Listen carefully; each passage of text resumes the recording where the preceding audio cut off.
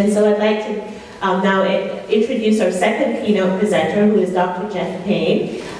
He is with NOAA's Coastal Services Center, and where he's the acting director currently. And he served as the deputy director there from 1998 to 2012. He has led NOAA's Southeast and Caribbean regional team, and he's also been the deputy chief of staff for NOAA from 2009 to 2010. Before joining the center, Jeff was deputy director of NOAA's Office of Policy and Strategic Planning, and he's also worked for the Executive Office of the President, Office of Management and Budget, and serving as budget examiner for NOAA and the Marine Mammal Commission.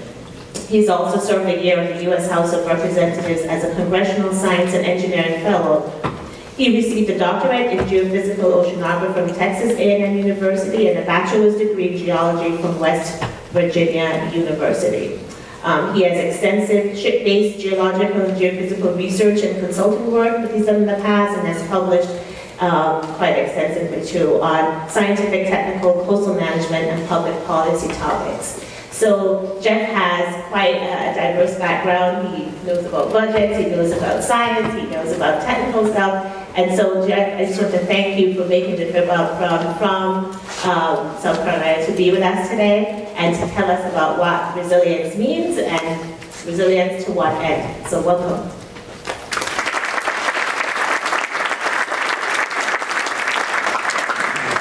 Good morning, everybody. Appreciate being here, and Tona Marie and the conference organizers. It's indeed a privilege to be up here and to be able to talk with you all. This is actually my first time to the Cape. I'm a Pennsylvania boy, a coal cracker from Central PA, so it's surprising that I've never been there, but my parents never really traveled much, and when we did, we just went to Atlantic City. So it's fun to be here. I came up from Charleston yesterday, and I came up in flip-flops, afternoon flight, flip-flops, short-sleeve shirt, and shorts. I said, I hope it's not like this tomorrow. I'll have a suit on, but we actually lucked out. It's a great day today, so it's really nice to see both attitudes of the Cape. Very fun. So, resilience to one end. I'm going to actually come back to this particular title at the end. I hope I can remember to do so. When Tona Marie started off, she had a slide that actually went through a number of facets of resilience. And I do think personally of it in a very holistic fashion. I'll touch on some of those points in my comments through the slides.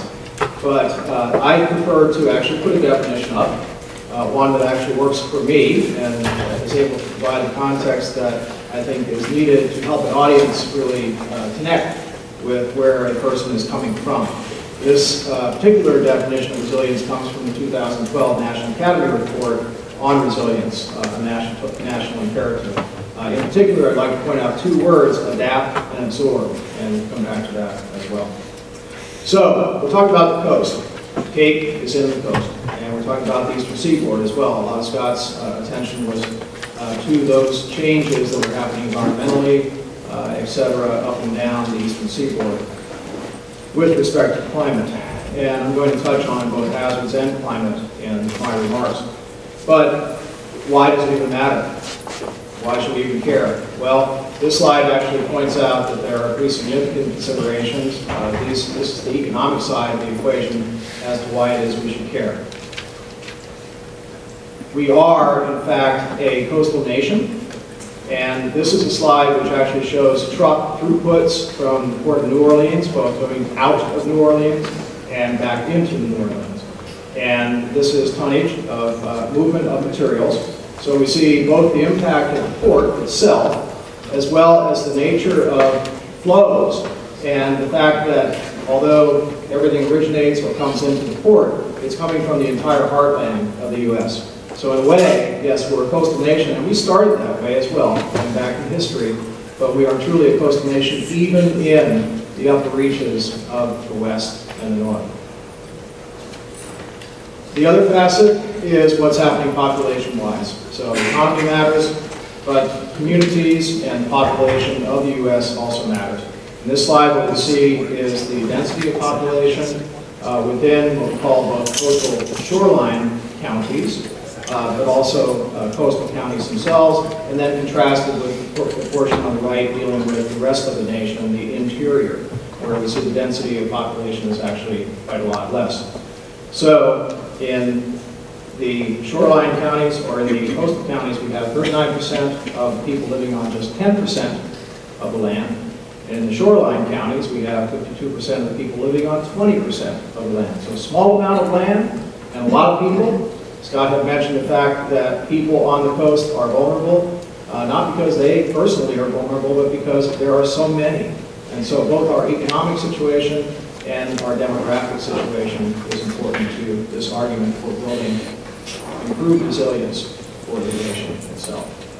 And we also see that population density itself is expected to increase. So we see a relatively flat rate of growth within the interior and a, relatively speaking, higher rate of growth within the coastal regimes of the country.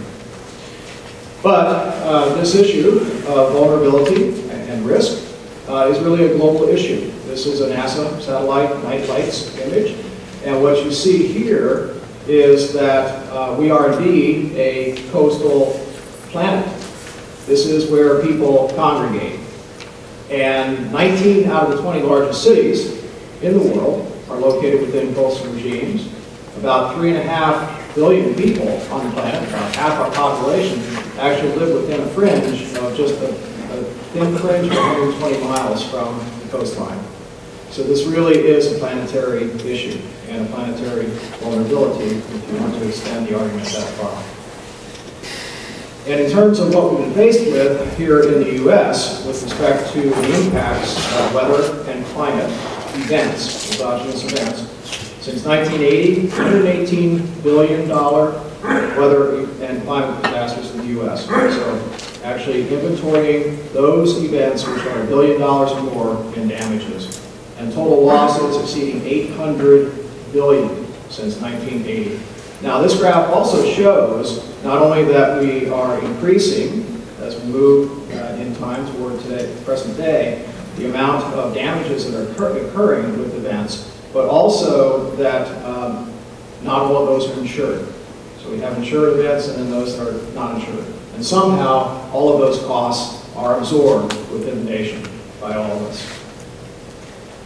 So, what does the future hold? I think Scott set things up well in terms of the science and what to expect.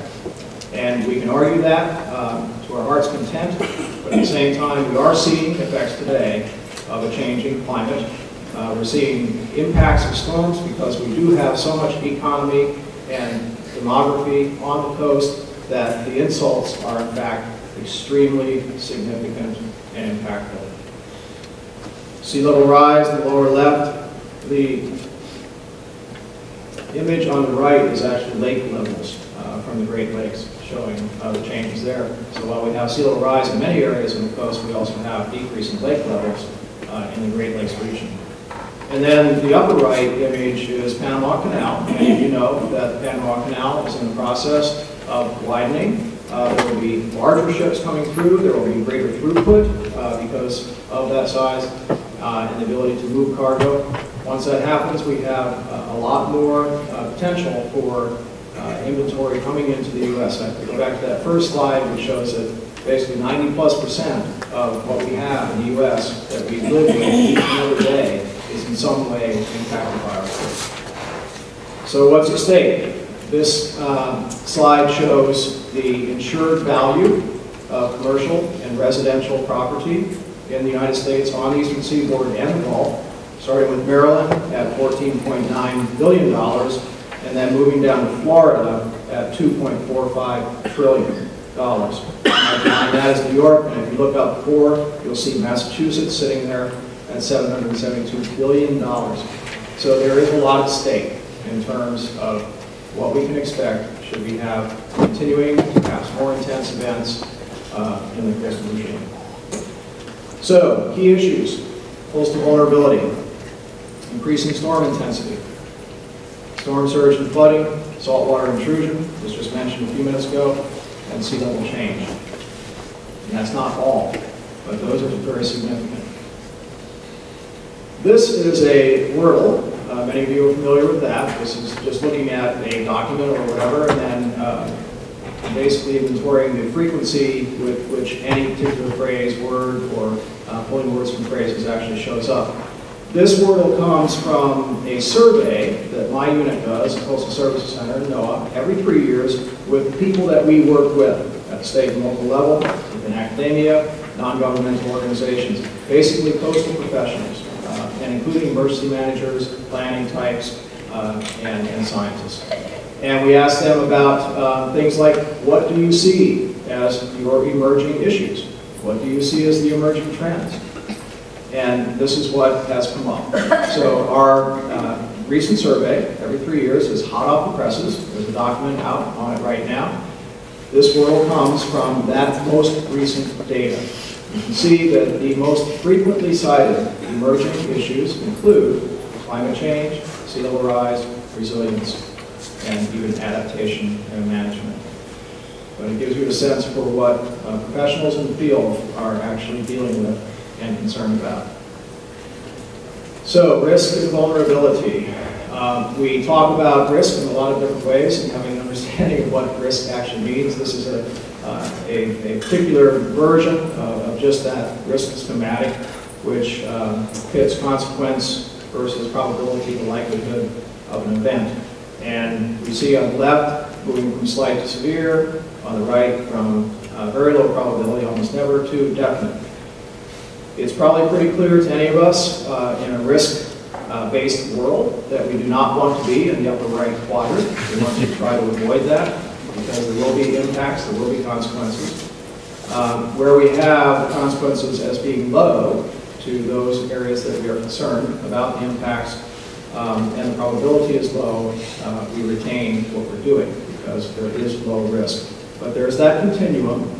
And this risk issue is really an incredibly important one as we move through how it is that we tackle the issue of resilience. And I'll talk a little bit about that with continuing remarks, but I just want you to keep that in mind.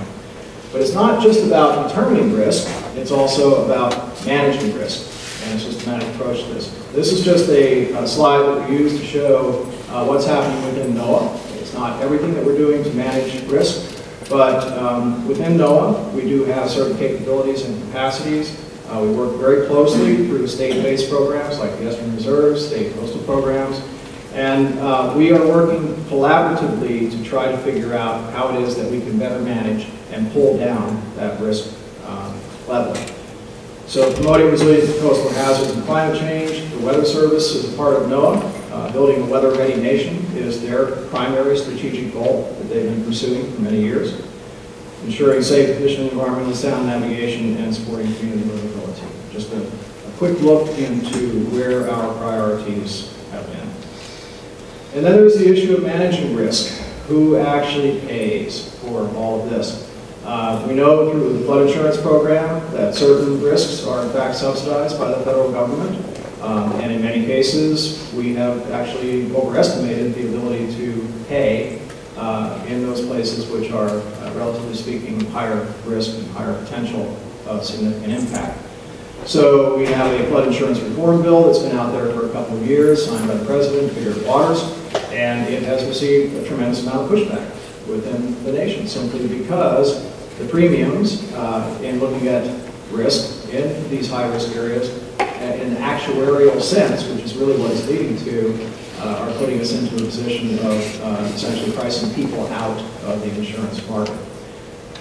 I'm not going to qualify that further. I'm not going to put any other perspective on it other than to say that we really do manage risk collectively. That's the way it happens. We spread those costs. That's the nature of insurance itself. And so while Bigger Waters as an insurance tool and a reform tool does make some sense, it's also, as you know, or if you've been following it, is highly controversial. So Sandy, incredible turning point. And the reason I put this one up is for 2 points. One, to make the point that resilience itself as a term, I have found over the last 2 years since Sandy occurred to have been splashed across almost every publication, papers, etc. that you see. And I think that that's actually interesting because we find ourselves oftentimes, when we're dealing with terminology, to either not understand that terminology, or to misuse it potentially, or to just grow tired of it. And think about the term sustainability. You know, some folks have said, I'm pretty tired of that. Well, it doesn't mean that sustainability is bad, but somehow we find ourselves in this changing circumstance whereby we seem to be our own worst enemy. But I think resilience has really, as a term, captured both the imagination as well as the practical nature of the public in the U.S. And people, post-Katrina, post-Isaac, post-Sandy, have all, because we are so connected communications-wise, woken up to the fact that impacts, while they may not affect you personally today, at some point indeed may. And to have an understanding of resilience, what Sandy has done, lots of negative consequences of Sandy, but lots of positive things as well. And one of those positive things is that we have had a conversation post-Sandy that has involved all kinds of players about how it is that we can change the way in which we think about things like recovery. And are we going to recover to be more resilient? So I'll come back to that. So change is here. Scott's remarks really did indicate that not only are we experiencing change, but in some circumstances it may in fact be even accelerating beyond even our most recent estimates. And the time to act is now. So we have a call to action at the national level. I did mention the National Academy report, Disaster Resilience and National Imperative. I really recommend it as a good read. It's very readable, and it actually has a lot of very commonsensical information within it.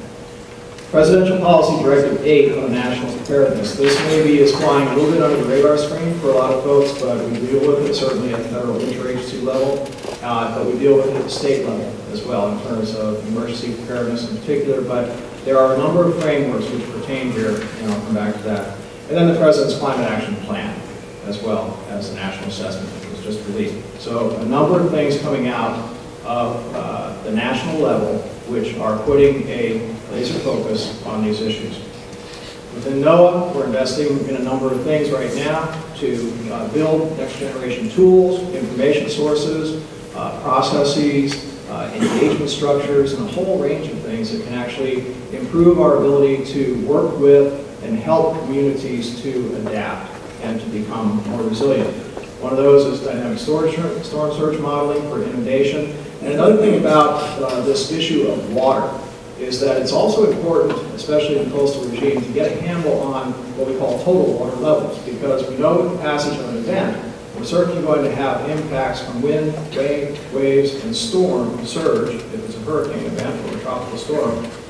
But also, if a storm sits there for a while, we're going to have a lot of precipitation, and we're going to have flooding within that terrestrial regime, and we're going to have rivers impacted. So it's not just what's happening with the passage of an event up and down the coast, but it's also what's happening in the terrestrial regime, especially involving any events that sit, for example, over mountainous areas, and then it all flows downhill. So we really need to get to this issue of being able to observe and to model the dependencies and connections across these different regimes, from riverine to estuarine to tidal to ocean. I mentioned a couple of these other things already, working with communities to develop data models and tools for understanding vulnerability, providing communities with data to minimize development in high-risk areas, and then the translation issue and communication issue. Within the NOAA and the National Ocean Service, which is my home body as well, we're investing a lot in what we call coastal intelligence. This is something that is high on the priority list of our administrator, Dr. Catherine Sullivan. And these are the range of things that we do on a daily basis to observe and to develop essentially the foundational information which is important to us to have an understanding of how things work and how we can craft models and forecasts in order to be better prepared for events and to give us information, especially during events. I hope that a number of you, not many of you, had had an opportunity to visit the Coastal Services Center's Digital Coast website. At this point, I'm transitioning a little bit more into the actual tools and resources that are available to help with a range of things that can help communities build resilience. CCAP, or not CCAP, but Digital Coast is important because it's partner-driven. And at the lower part of this slide, you see the participating partners in Digital Coast. Everything from the Nature Conservancy to the National Association of Counties, Association of State Floodplain Managers. They are the ones who are driving the agenda of what it is that we are doing with Digital Coast, what we are building. And they have their own connections and associations and memberships, and they're serving them. So this is a really important relationship that we have. It's served very well, and we have been able to, I think, target essentially what is needed versus what would be nice to have, but what is needed and what will actually be used. So within Digital Coast, there are a range of things. There's data and information, tools, the training that is related to the usage of those tools, and then also the stories, the case studies, the applications themselves. How are things being used right now, and to learn from that. One of those is a decision support tool called Coastal County Snapshots. This enables you to go in quickly and pull up demographic information from a variety of sources. We work very closely in developing, not developing, but applying economic and demographic information with multiple partners, including the Economics and Statistics Administration, Bureau of Labor, and others to produce information in coastal and ocean areas. And then also looking at if we know what we think impacts will be, then what will be impacted where, and to be able to actually map that out.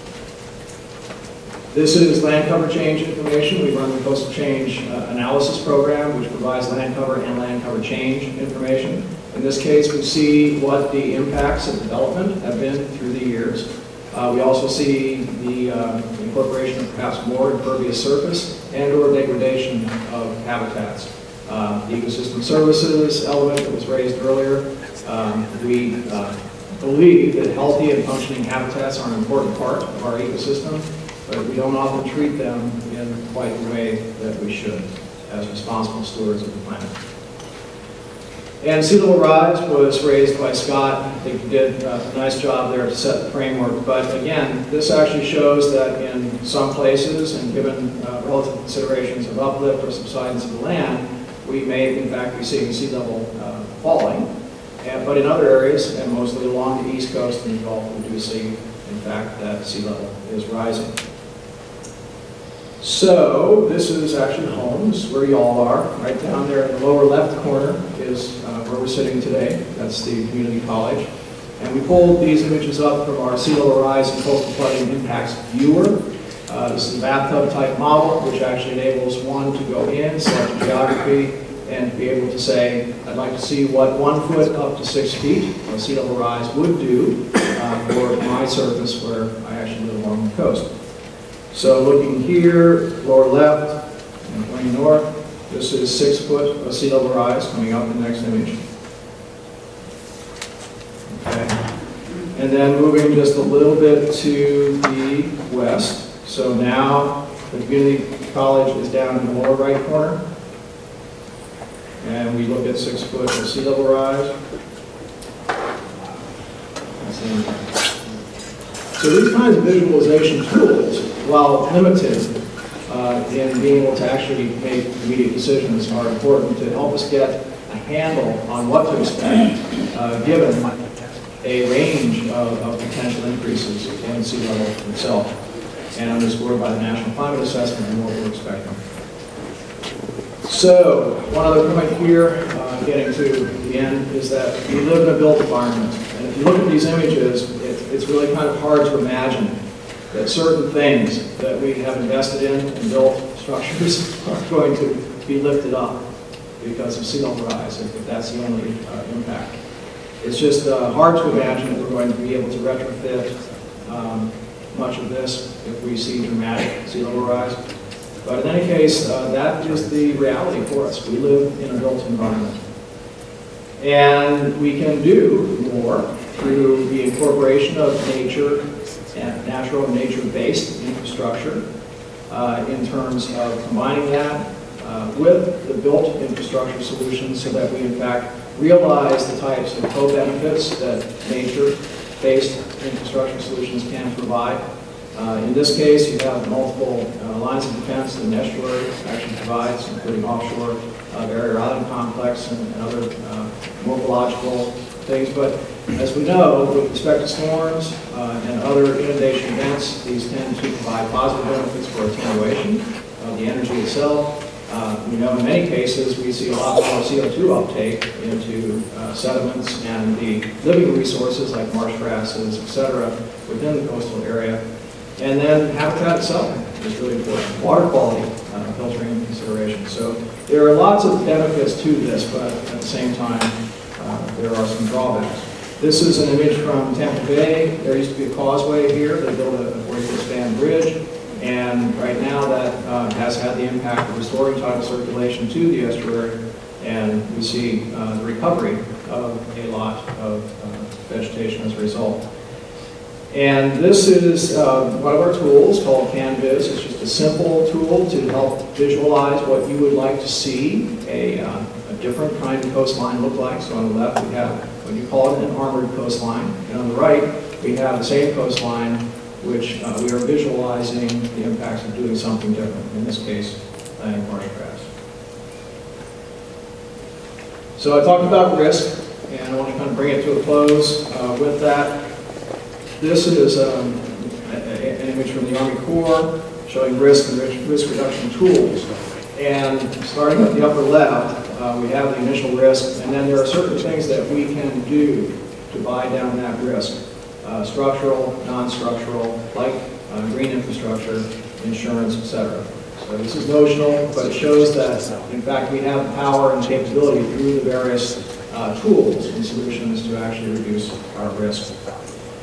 And this is an image from the Business and Home Safety Institute. They do a lot of science-based construction techniques and understanding the nature of the strength of construction techniques.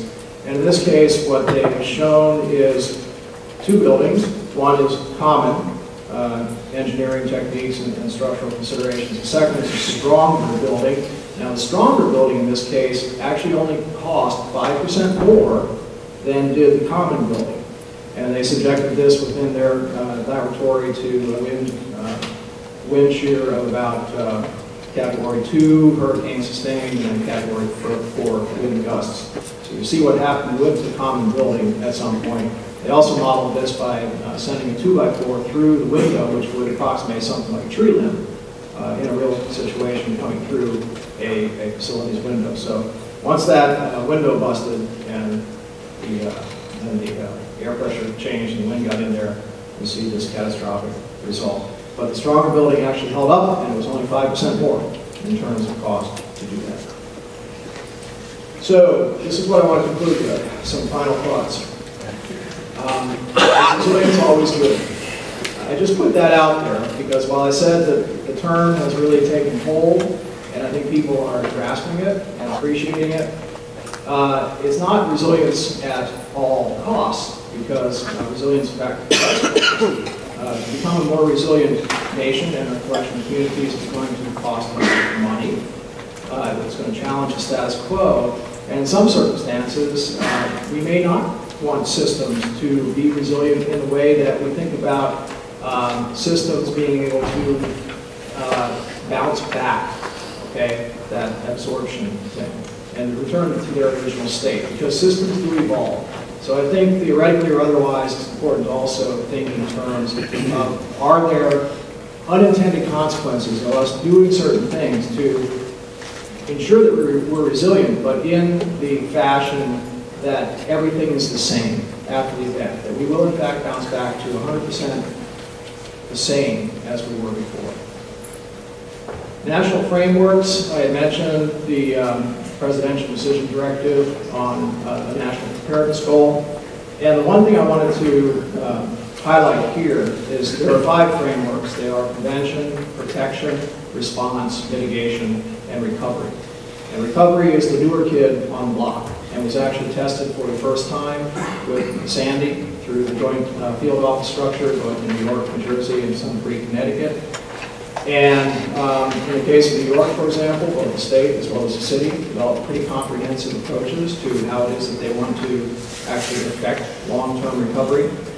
But in the annual, what's called National Preparedness Report, which is required under legislation that FEMA prepares and works with agencies on, the states themselves have continued for the third year in a row now to rate themselves lowest. That is, they need the most help and they need the most capacity building with respect to recovery and long-term recovery in particular.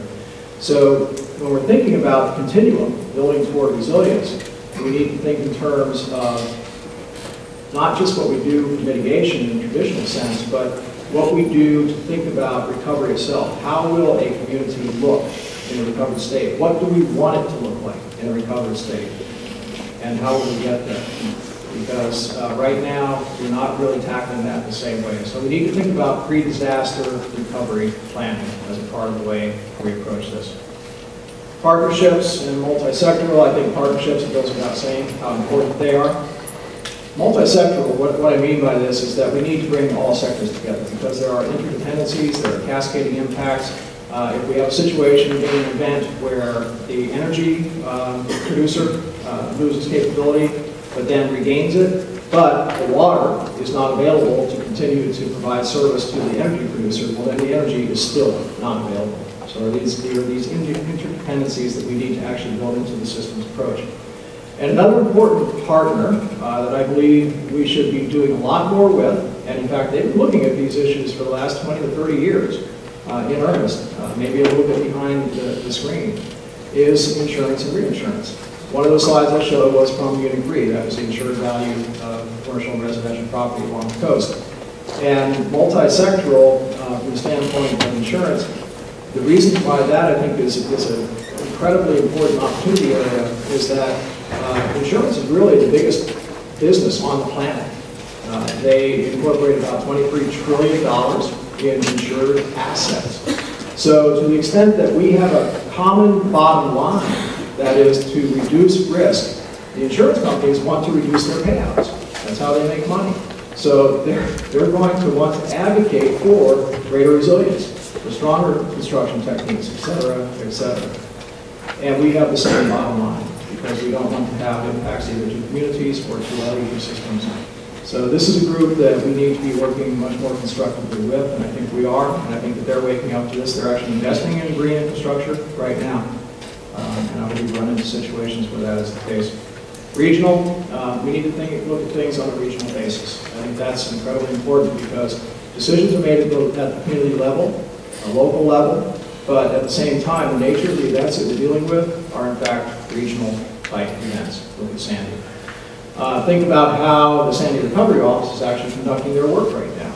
They are trying to work responsibly, I believe, to actually pull the intentions for redeveloping infrastructure together on a regional basis. So they're making good decisions about how it looks regionally because of those interdependencies.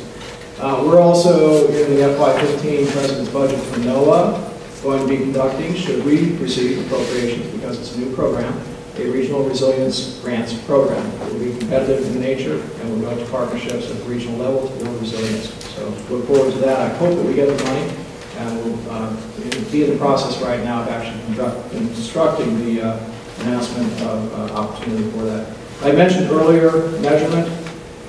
You know, the National Academy talks about building a culture of resilience, but they also recognize that we need to have targets. We need to be able to articulate where it is we're going and what variables are important in helping us get there. So we need to understand the inputs and the variables like demographics, like social information, like economic information, institutional capacity, infrastructure, a whole range of things, natural and environmental resources.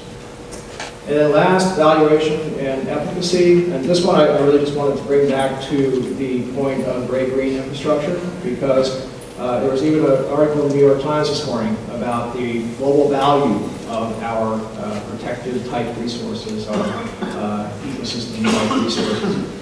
And we need to actually understand whether or not, as part of the solution set, these choices and trade-offs that we will be entertaining are in fact going to work.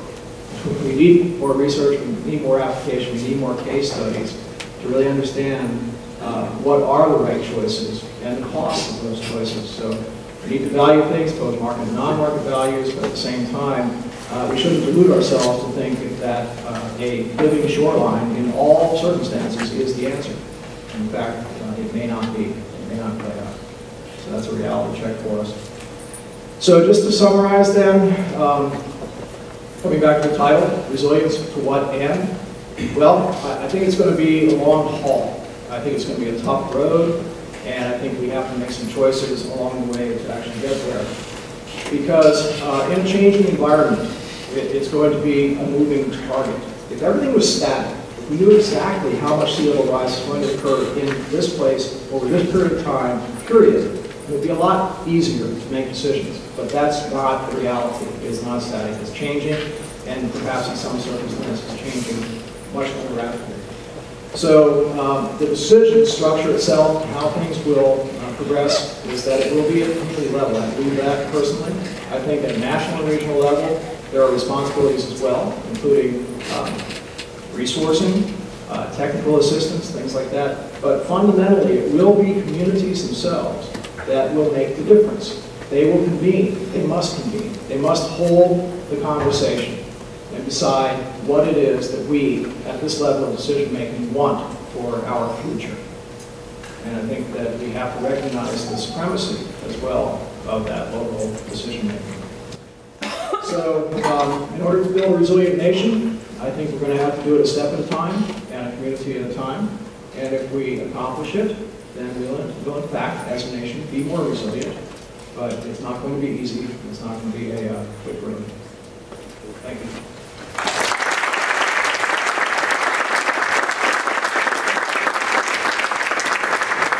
Thank you very much, Jeff. I think you covered all the topics I asked you to hit and more.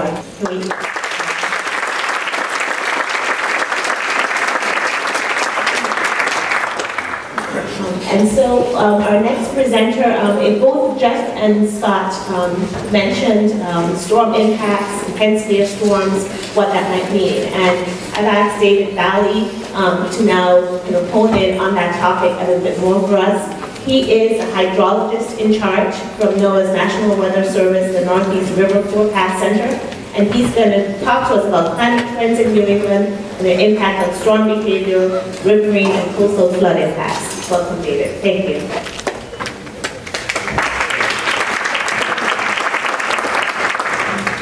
Good morning. It's a pleasure to be here. I have to share a story with you. We've done a couple of hurricane outreach presentations over the last 20 years. A couple of familiar faces, too.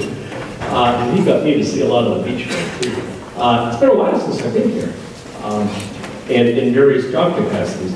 But we did quite a bit of hurricane outreach over the years, P3 coming over to State Coast Base, and actually having some public forums starting this venue, so it's really a treat to be back here. I hope you'll find my presentation quite complimentary to the outstanding presentations provided before me by Scott and Jeff. Scott taking a kind of big picture view and bringing it down to the regional level, what climate change is, what the driving forces behind it are. And certainly Jeff's presentation really stressing why taking resilience seriously is a national imperative for us. Life has changed. I'm 47. I've lived in this part of the region all my life. And I share with my kids what things used to be like. It is so much different now. And what I hope I can do for you in my presentation is to kind of give you a sense of what my River Forecast Center is seeing, what it looks like on a local scale. The Northeast River Forecast Center, located up the road from Taunton, Massachusetts, my responsibility is to provide the forecasts of temperature, precipitation, and snow, and drive the hydrology from the Buffalo Creeks to the St. John River, flowing from Maine to New Brunswick Province. We include forecasting on Lake Champlain, which was devastated back in 2011 in the spring. We have to deal with the tidal surges on rivers like the Hudson, the Merrimack, the Penobscot, just to name a few.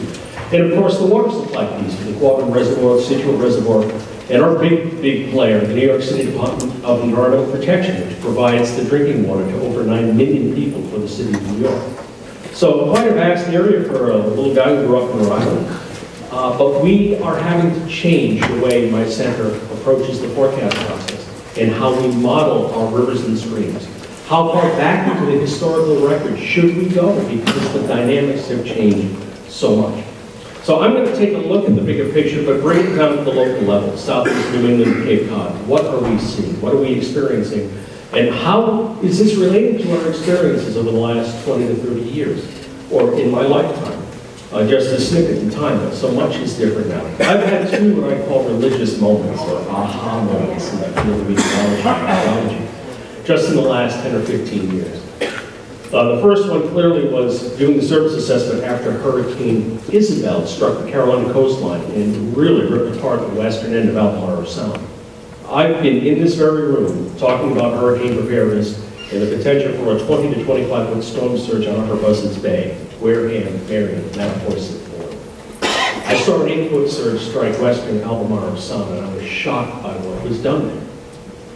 My second experience was in my hometown of West Warwick, following the remarkable rains of March 2010, where my hometown was submerged.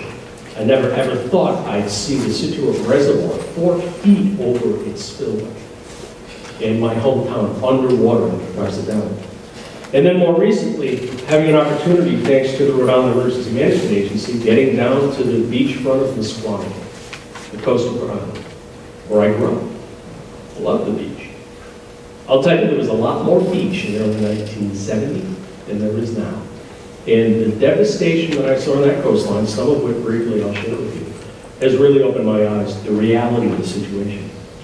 So I'm going to break my talk up into 3 brief snippets, the first of which is going to look at the bigger atmospheric circulation. What's driving this mess? This tendency for increased rainfall, temperatures, warmer temperatures, flooding, flash flood frequency, the magnitudes of these floods that we're experiencing. Then we'll shift from the Riverine inland, and we'll come to the coastline, and I'll walk you through a couple of snippets of what I saw on the Squamish and how eye-opening it was.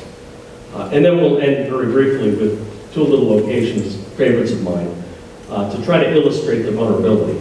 And I'm going to come at this from a little bit different place. I can't get my hands around 4 more feet of sea level rise. I'm really concerned of what we've done to the place today and what my center is seeing in the flood behavior and the flood response, Riverine, coastal, because it's all responding. I call this job security. In my business, sorry. Sometimes we call it unfortunate urban renewal too. What you're seeing here are just 4 examples of what we've done to the place and what nature has done to the place here in the northeastern New York. From the devastating snowmelt floods in 2008, which inundated fish in St. John River up in Fort Kent, Maine. We came within inches of overtopping the levee there. On the far right is what I alluded to earlier, the devastating floods in the Champlain, Lake Champlain and the Richelieu River, which flows into Quebec province. We kind of lost sight of that flood, primarily because of Irene several months later. But this was a historic event. Lake Champlain blew its previous record by several feet. We're talking lake elevation going up that much, just so dramatic. And then all that river comes out of what we call the Champagne bottle, down the neck and right down the Richelieu, and it devastated this very developed community along the Richelieu River. Then, of course, one of my aha moments, this is the Warwick Shopping Mall in Warwick, Rhode Island, very near where I grew up, just completely inundated. We took out a couple of wastewater treatment facilities there. Situate Reservoir, we were fortunate we didn't lose the spillway. I mean, engineering-wise, we were that close to it. And then, of course, the horrendous devastation from Irene in the Schoharie Valley of this community of Prattsville and Schoharie Creek in the Catskills of New York. So just a smattering of very recent examples of how dramatic weather and hydrology have been responding to a changing climate. So can we put some rhyme or reason to this? Is there a common theme behind why we're seeing what we're seeing? And we believe there are a few. First off, you have to think of the big atmospheric circulation. As we gradually reduce that ice near the North Pole in the Arctic region, we're in essence changing the atmosphere's temperature difference, that contrast in temperature. Well, high in the atmosphere, that temperature contrast drives the jet streams. The jet streams will carry our weather systems to and fro across the globe. At our latitude, that reduction in the grand temperature gradient has begun to change the way the jet streams behave. And what the jet streams are doing a little differently nowadays than they were back in the 20s, 30s, and 40s is we're seeing what we call more blocked up atmospheric regimes, what we call atmospheric blocking. Now that doesn't mean you get stuck in this rut every year or every month. It doesn't always happen over Cape Cod. It could be over the lakes one year, it could be over New York the next. But the general atmospheric behavior is to see more blocking, more of a south to north transport of our storm systems and our moisture than we used to see. Ordinarily, we look west for weather systems that come across the country. What we're seeing in this new regime is a preponderance of systems that are kind of stuck in this rut. So you wind up with two behaviors. You either get hit multiple events in close succession like we did in 2010, or you have one big slow-moving monster event, something like Sandy, which is sort of on the extreme end, or nor'easters in the springtime or early summer like we saw on Mother's Day of 2006, for example, which battered much of the northeast portion of the country and the Merrimack Valley in particular. So we've modified the jet stream a bit. What does that mean for us? Well, we happen to be on a point in the planet where our weather systems are going to either drop out of the Great Lakes and tap the Gulf Stream moisture, or come out of the Gulf Coast and up the eastern seaboard and tap tropical moisture from the Pacific and the Atlantic. What you're seeing here in this loop is water vapor. So it's the liquid water that exists in the atmosphere. In the brighter or hotter the colors in the loop, of course, is where you're seeing what we call these deep tropical plumes of moisture. They've always been here. This is nothing new. But what we are measuring with our satellites and with the weather balloons are much higher quantities of moisture in those columns. And that is a direct response to warmer ocean, warmer atmosphere. Okay, so what does that mean for New England? Well, if we back out and understand that our weather systems, one way or the other, are going to be tapping these plumes that have more moisture in them, and that we now have a jet stream regime that's going to favor these systems either coming a little more frequently or certainly moving more slowly, well, they're going to be playing in this sandbox more frequently and have much more energy to tap. And the way that perpetuates itself over us sensibly is with increased rainfall. We have a composite of our soil structure that we're not going to change. It has a capacity, or as my grandmother would say lovingly, that the sponge, she is full a little more often, right? You rain more on our ground, we have a limited capacity to hold that water, so the sponge is more wet or fuller more often. So the combination of variations in the jet stream, a tendency for more blockiness affecting New England, and warmer pipes of moisture or wetter pipes of moisture simply means these weather systems are going to have an opportunity to do a little bit more than they used to. So what does that really look like? The left-hand graph that you see here represents the annual temperature for every year back from 1930 to 2012. Excuse me, 13 in this case. So we put on a line of escape here, and you can see clearly that while we kind of wibble and wobble about this, you notice that the trend is clearly upwards at the rate of about 0.3 degree Fahrenheit every decade. So that's almost a degree Fahrenheit every 35 to 40 years. Now, that might not seem like much, but when you're talking an annual temperature increase of 1 degree Fahrenheit about every 35 years, you're losing latitude. You've now kind of introduced a temperature regime that's more like New Jersey than Massachusetts. So that's one way to try to relate what we're witnessing. But what really strikes me in these graphs is look at what we can't sustain anymore. Cold. We're simply incapable of sustaining those old cold winters when Grandpa said you had to walk uphill both ways in the snow, right? What this diagram shows is that we no longer can create and sustain cold in the Northeast on an annual basis. 48 degrees Fahrenheit, we can't do it anymore. We haven't done it in 30, 35, 40 years. That's very striking. Similarly, do you think it's any accident that our warmest years, with just these two exceptions back during World War II, our warmest years are all in the last 25 years? Again, very striking. This data is from Climate Division 3, which is coastal Massachusetts. So this is temperature, clearly warmer temperature. This is precipitation. Again, you're looking from 1930 to 2013, the annual rainfall, that's both rainfall and melted snow. And the trend line clearly is up at a remarkable rate of about 1 inch every 8.5 years. That's a remarkable rate of rise for rainfall. And as Scott showed, not only is this just an annual accumulation, but it's also a gigantic increase in those real intense high-impact rainfall events.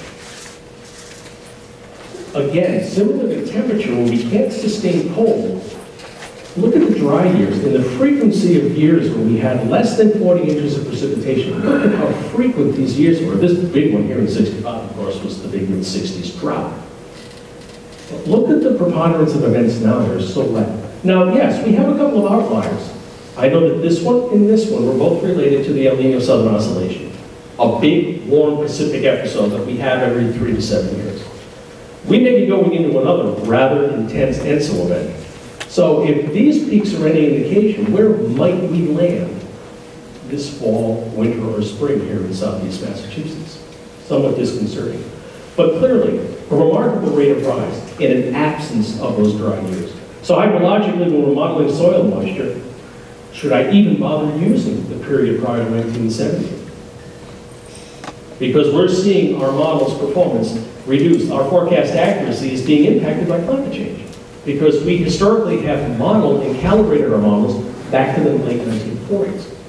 There's about a 30-year period in there now that's no longer representative of the new regime. So this is very, very sensible impact to me. The impacts to those of us living in the area have become quite vivid.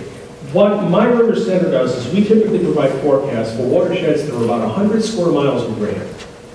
We provide rainfall necessary to produce flash flooding on these really small catchments of 10, 20, 30 square miles.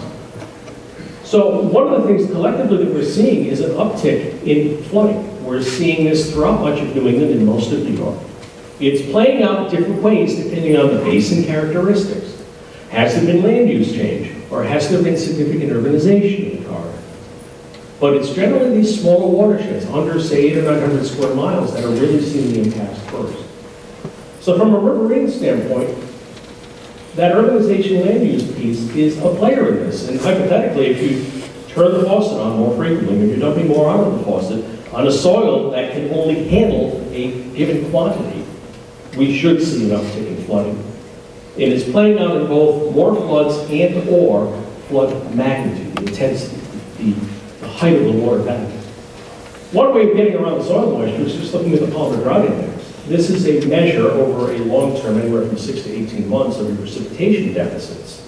And from 1930 to 2013, again, you see this absence of dry years and a clear turning point here in the late 60s to early 70s from frequent, long duration, intense droughts to very infrequent, short bursts of dry, but a preponderance of very, very wet conditions.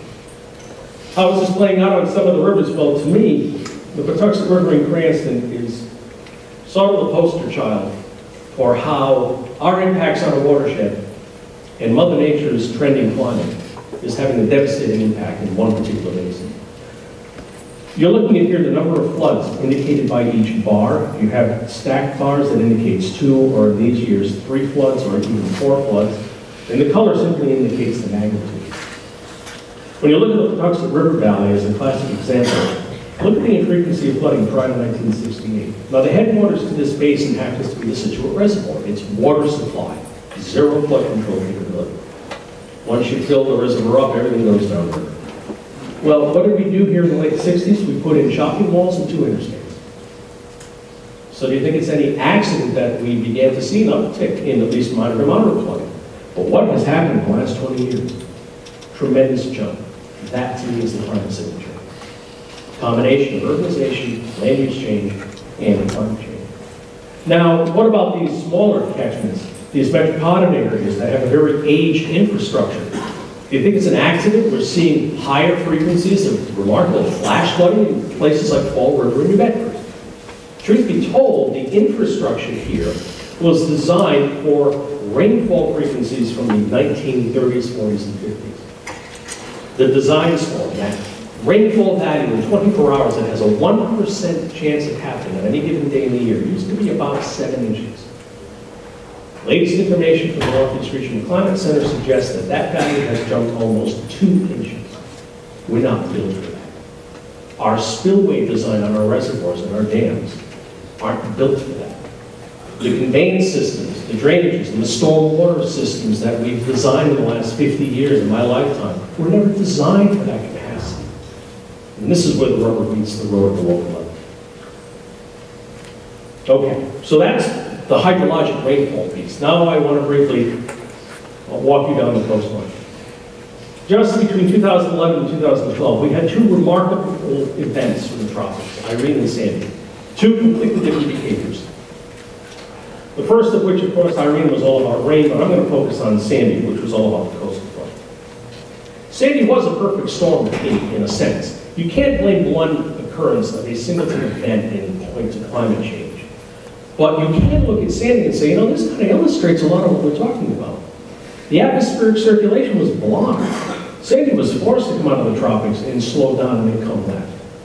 Big high pressure dropping out of Greenland. That's right there. You watch it come south, that's kind of the background state. More moisture available to her. She dumped in the form of a foot of rain over the Mid-Atlantic and several feet of snow in the mountains of West Virginia. We talked about sea level rise going up along our coastline. In one location here at Woods Hole, very consistent along the New England coastline. In 100 years, we're looking at about 9/10 of a foot of rise already. What has that done to the coastline? In some locations, remarkable amounts of beach erosion. This is from the beach community of Moonstone Beach in Rhode Island, coast of South Kingstown. The beach community here has been here for over 100 years. These homes were hardly damaged by water in the 1950 hurricane.